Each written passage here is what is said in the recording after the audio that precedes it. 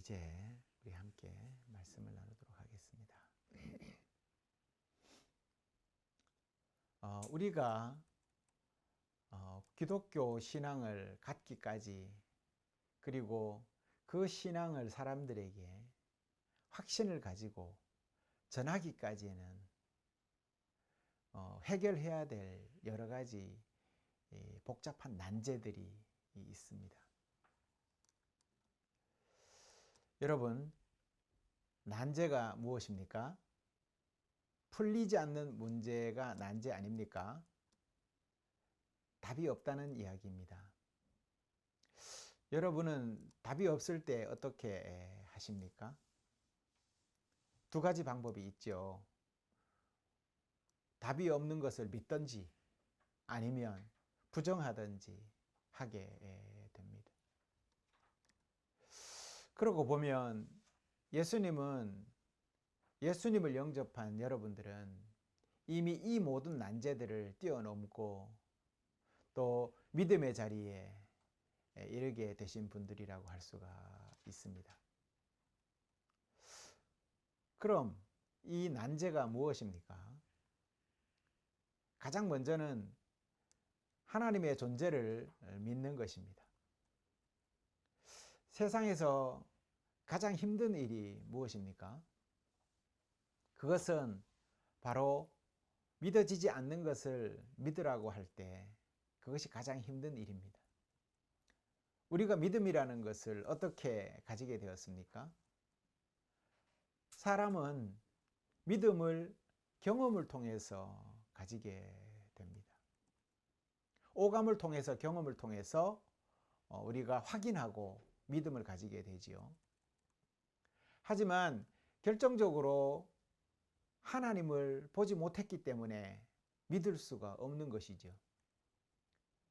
그런데 하나님이 있다 하고 믿으라 하니 참으로 난감한 일입니다. 그럼에도 어떤 이들은 믿음이 있어서 그것을 믿는 이들이 있는가 하면 죽어도 못 믿겠다는 이들이 있습니다. 그러고 보면 믿음이라는 것은 어찌 보면 주어지는 것이 아닐까라는 생각도 해봅니다. 왜 그러냐면 세상 모든 사람들이 믿음이 있다면 모두가 창조자이신 하나님을 보지 못할 리가 없기 때문입니다. 그러니 누구에게는 믿음이 주어지고 누구에게는 믿음이 주어지지 않았기에 믿지 않는다라고 생각해 볼 수 있다는 것이지요. 설득력이 있는 말이라고 생각이 됩니다. 하지만 하나님의 형상을 따라서 우리가 창조된 피조물이라는 사실을 생각해 보면 이 말도 어찌 보면 절반은 맞고 절반은 맞지 않는 말이다라는 생각을 해봅니다.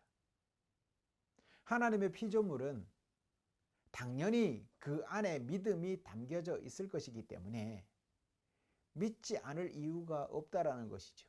다만 피조물 스스로가 믿음을 가둬놓고 모른 채 외면하고 있지는 않는가라는 생각을 해보는 것입니다. 그러니 신앙인이라는 말은 하나님이 심어주신 믿음을 적극적으로 활용해서 그분을 받아들이는 일이고 또 믿음을 가둬놓지 말아야 하는 이들이다. 그렇게 믿음 안에서 열려 있어야 하는 이들이다 라고 말씀드릴 수가 있습니다. 믿음은 또한 두 가지로 이루어져 있습니다. 바로 믿는 것과 신뢰하는 것이 합쳐진 것이 믿음이라는 것이죠. 믿음과 신뢰는 비슷한 말이기도 하지만 조금은 그 의미가 다르다고 할 수가 있습니다. 믿는 것은 믿음 그 자체가 믿음이고 신뢰는 그 믿음으로 인한 미래의 행동이 자신에게 호의적으로 또는 최소한 악의적이지는 않을 것이라는 기대와 믿음을 가지고 삶을 누리는 것을 신뢰라고 하는 것입니다.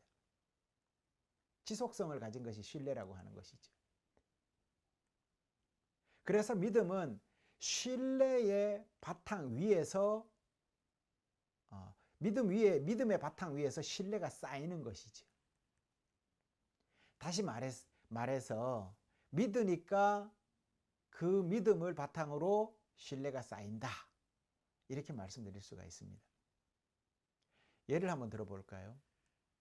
여러분들이 은행을 많이 이용하시죠. 은행을 한번 생각해 보면 쉽게 이해할 수가 있습니다. 은행에 예금을 하면 그것은 은행을 믿는 행동입니다.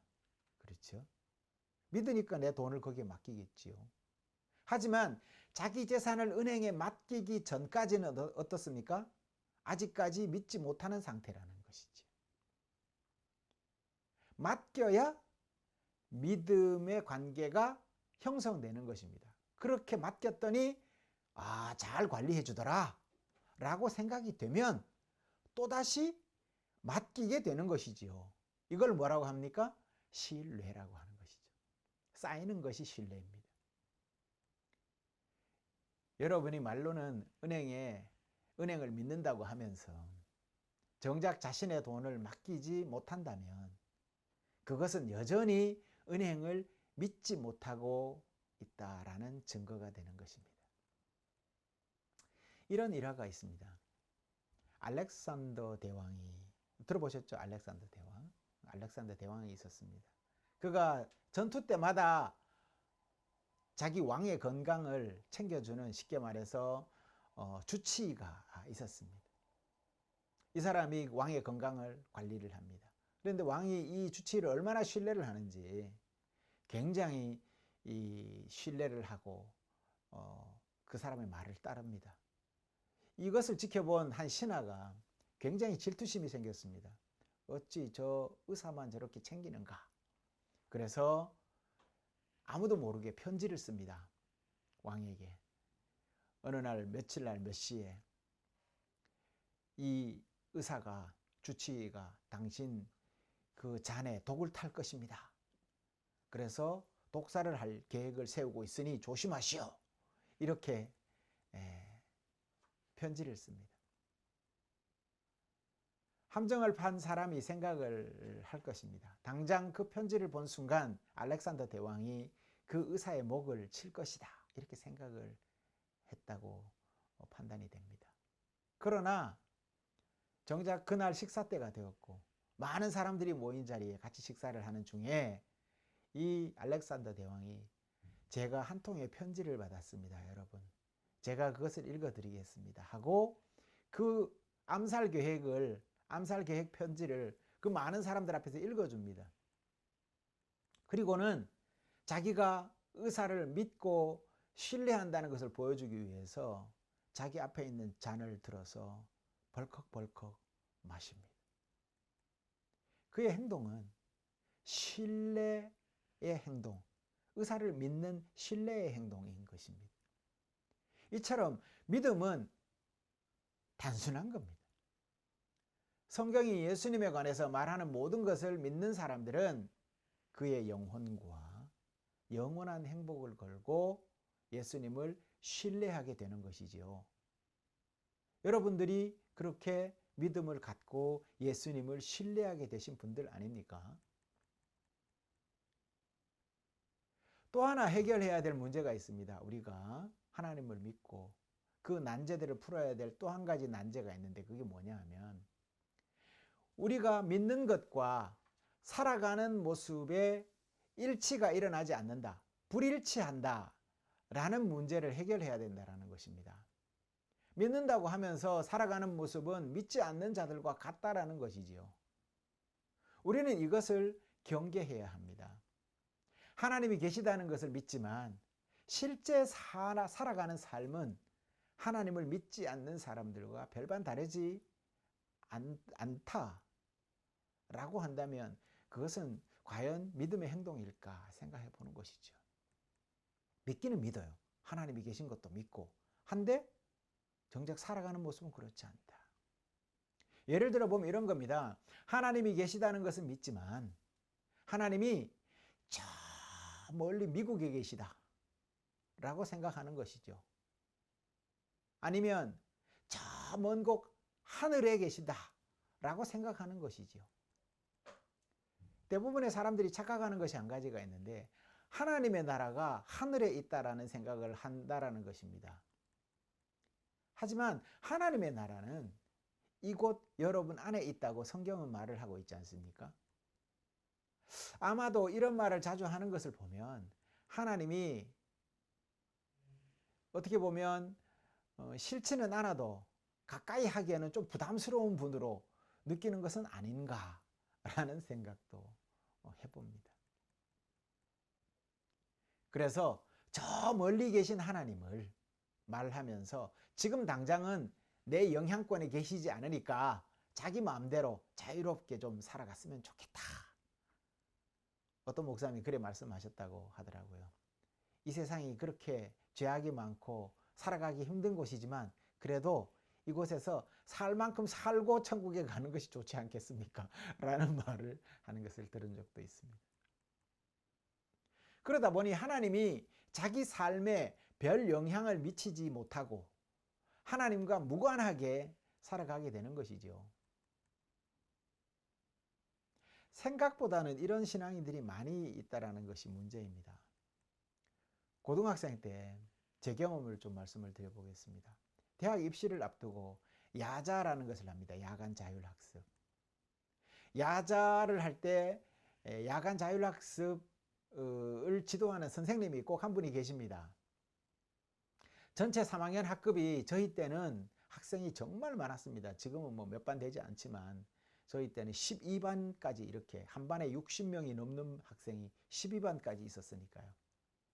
그러다 보니 한 선생님이 전체 학교 3학년 12반을 다 관리하기에는 참으로 힘들었습니다.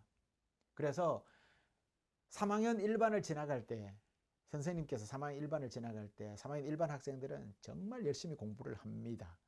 하는 건지는 모르겠지만 하는 척을 합니다. 하지만 어느새 선생님이 저 멀리 저 건물 끝에 있는 12반, 층이 다른 12반까지 이렇게 가시고 나면 일반 학생들은 어떻게 될 것 같습니까? 난장판이 됩니다.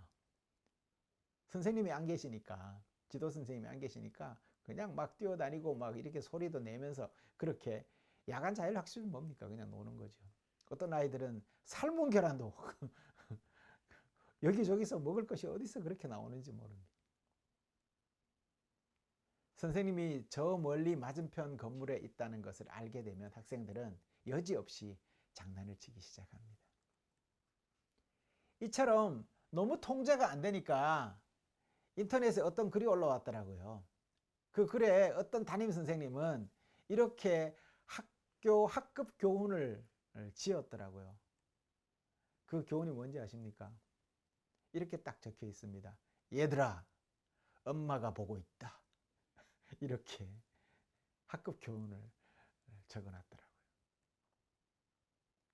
가까이 있으면 뭔가 경계를 하고 이렇게 최선을 다하지만 멀리 있다고 느끼면 느슨해지는 것이 당연한 일인 것 같습니다. 우스갯소리 같지만 이런 현상이 하나님과 나와의 관계에서도 똑같이 나타난다는 것이지요. 지금 하나님이 여기 계시지 않으니 아무렇게나 행동하는 것입니다. 하지만 하나님이 정말 저 멀리 계시는 걸까요? 성경은 우리에게 말합니다. 무슨 일을 하든지 하나님 앞에서 하듯 하라고 합니다. 이것을 뭐라고 합니까? 코람데오라고 합니다. 신앙인은 모든 일을 하나님 앞에서 하듯이 해야 합니다. 그것이 믿음 있는 신앙인의 참 모습이기 때문입니다. 늘 하나님이 가까이 내 마음에 계시다면 함부로 하나님이 없는 것처럼 살아가지는 않을 것이기 때문이지요. 그래서 가훈을 한번 정해 보십시오, 여러분들. 얘들아, 하나님이 보고 계신다. 이렇게 정하면 어떨까요? 또 하나 우리가 해결해야 될 난제가 있습니다. 그게 뭡니까? 바로 예수님에 관한 것입니다. 예수님을 단지 좋은 성인 중 한 분으로 생각해서는 안 된다는 것입니다. 그분은 메시아라는 사실을 믿고 고백해야 하는 것이지요. 이스라엘에는 구약시대부터 전해오던 메시아 사상이 있었습니다.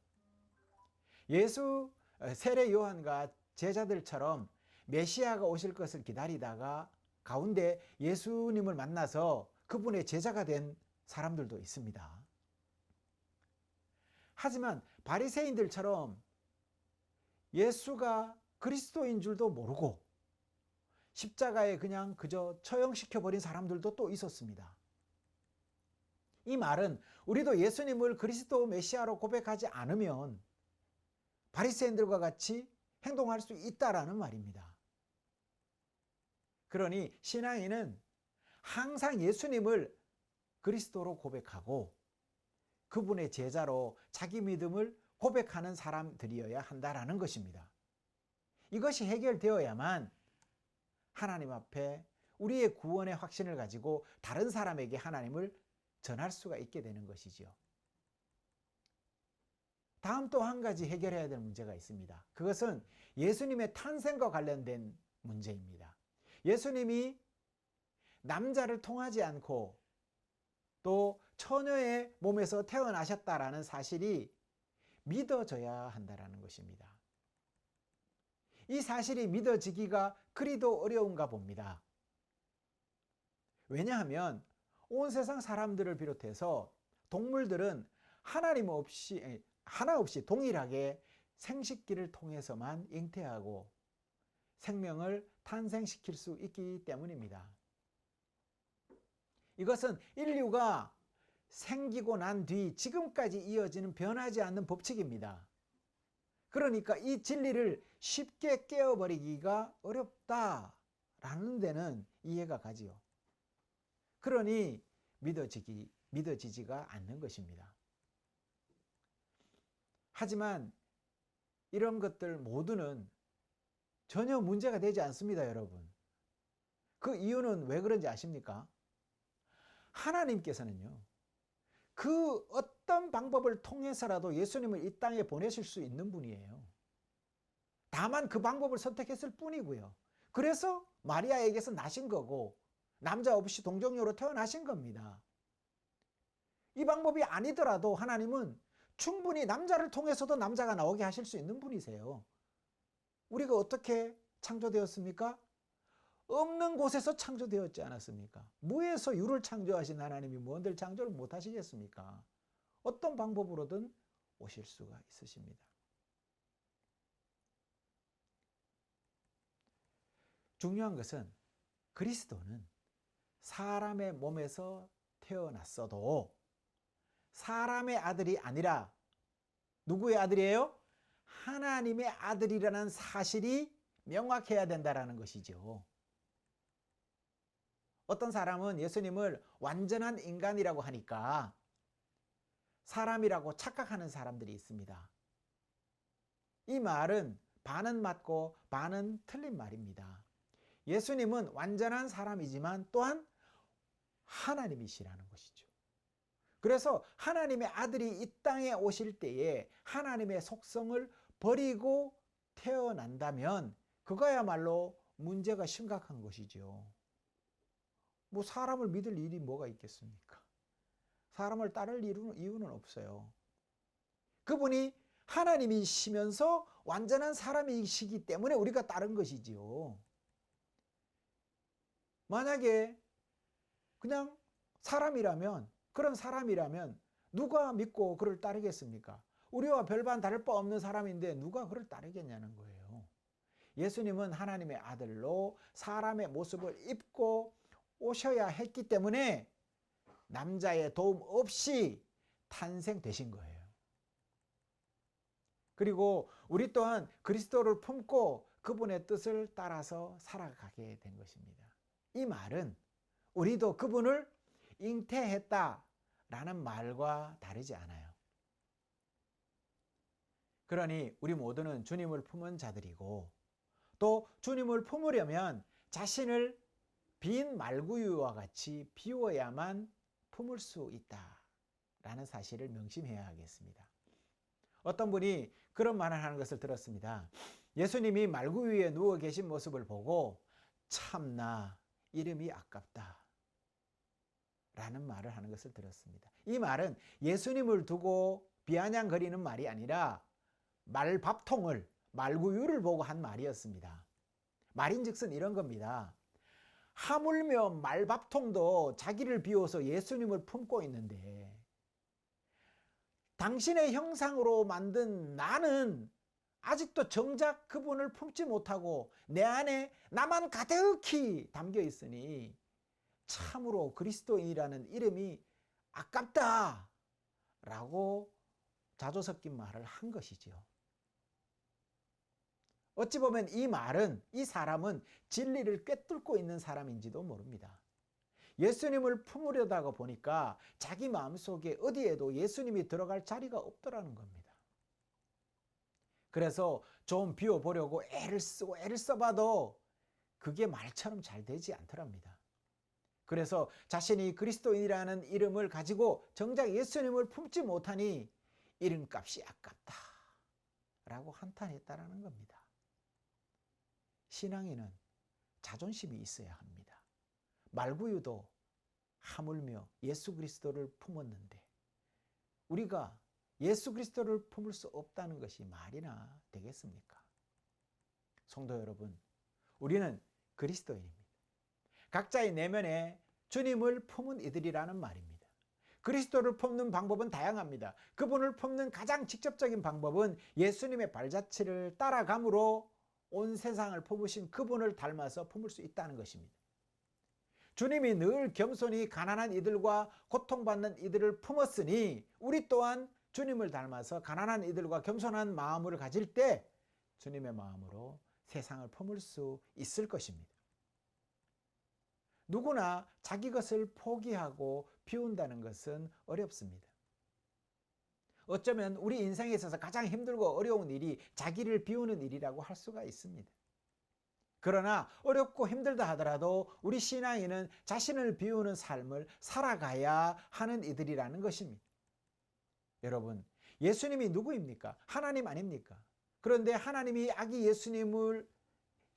예수님의 모습으로 사람의 몸을 입고 태어나셨습니다. 아기가 할 수 있는 것은 다만 한 가지밖에 없죠. 엄마의 젖을 빠는 일밖에 없습니다. 그마저도 엄마가 해주지 않으면 아기는 목숨을 잃을 수밖에 없는 가장 약한 존재입니다. 이처럼 하나님이 인간 중에 가장 약한 아기의 모습으로 이 땅에 오셨습니다. 차마 엄마의 젖을 물지 않으면 목숨이 위태로울 지경에 이르는 정말 보잘것없고 가난하고 약한 어린 아기의 모습으로 오셨습니다.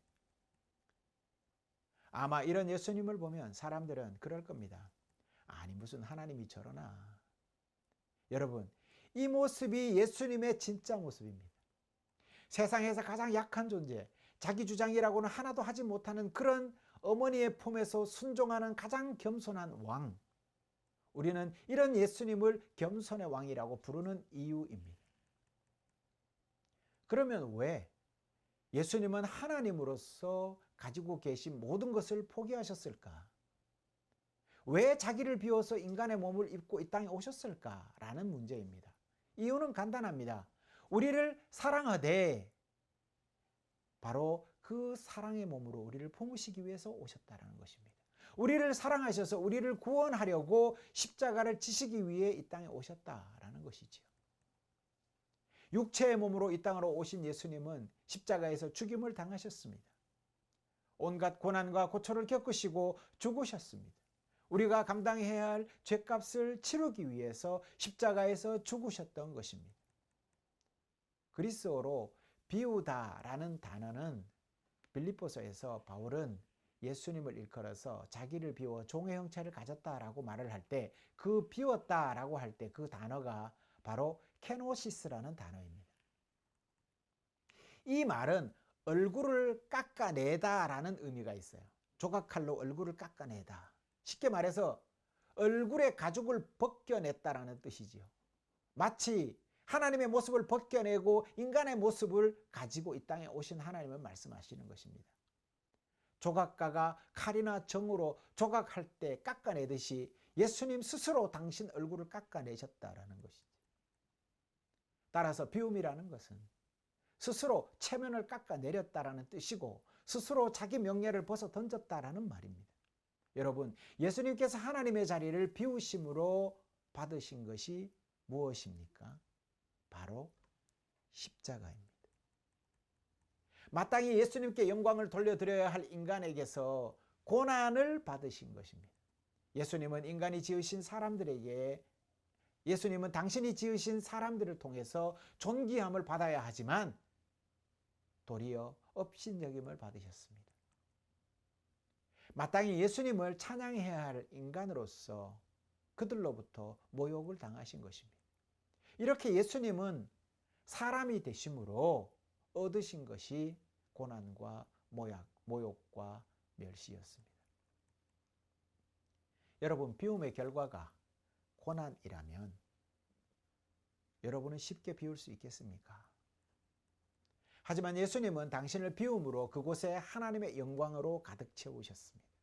자기가 비난을 받음으로 하나님께 찬양이 돌아가게 하셨던 것입니다. 그러기에 우리 신앙인에게 자기 비움은 고통이지만 끊임없이 우리가 걸어가야 할 십자가의 길이다라는 것을 알 수가 있습니다. 바울은 결코 한순간에 이루어지지, 비움이라는 것은 결코 한순간에 이루어지지 않습니다. 비움은 연습해야 가능합니다. 내 손에 들고 있는 작은 것부터 내려놓는 연습을 해야 합니다. 내려놓음으로 찾아온 기쁨을 알 때에만 더욱 큰 것을 내려놓을 수가 있게 되는 것입니다. 비움에 채워지는 하늘의 풍요가 있음을 경험할 때, 그때에만 더욱 많은 것을 비울 수가 있게 됩니다. 이런 예수님을 품으려면 우리가 비워야 합니다. 마리아는 자신을 비웠습니다. 자기의 몸을 비웠고 그분이 누이실 말먹이통도, 말밥통도 비워져서 그분을 맞이했습니다.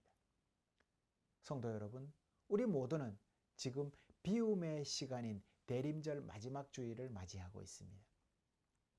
여러분을 비워서 오실 예수 그리스도를 품어 안으시는 모든 성도님들이 다 되시기를 바랍니다. 그렇게 하나님의 신비에 동력하시어서 그분의 뜻인 온 세상 사람들이 구원받는 일에 여러분이 빈 구유가 되시기를 간절히 축원합니다. 기도하시겠습니다.